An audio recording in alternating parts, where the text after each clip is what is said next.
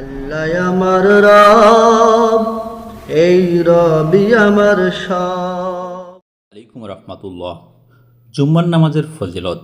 জুম্মার নামাজ মুসলমানদের জন্য সপ্তাহের শ্রেষ্ঠ ইবাদত, যা ফরজ এবং এটি ঈদুল ফিতর ও আজহার দিনের চেয়েও মর্যাদাশীল। এই দিনে আগেভাগে মসজিদে গিয়ে খুতবা শোনা ও মনোযোগ দিয়ে নামাজ আদায়ের বিনিময়ে পূর্ববর্তী জুম্মা পর্যন্ত সকল গুনাহ মাফ হয়। প্রতি কদমে 1 বছরের নফল রোজা ও নামাজের সওয়াব পাওয়া যায়। জুম্মার দিনে একটি বিশেষ মুহূর্ত আছে যাতে দোয়া করলে আল্লাহ তা কবুল করে নেন। শ্রেষ্ঠ দিন এটি হচ্ছে গুনাহ মাফের জন্য একটি দিন, বিশেষ দোয়া কবুল। জুম্মার দিনে একটি বিশেষ সময় আছে যে সময় কোনো মুসলিম বান্দা আল্লাহর কাছে কিছু চাইলে আল্লাহ তাকে তা দান করেন। প্রতি কদমে নেকি পাওয়া যায়, কবরের শাস্তি থেকে মুক্তি পাওয়া যাবে।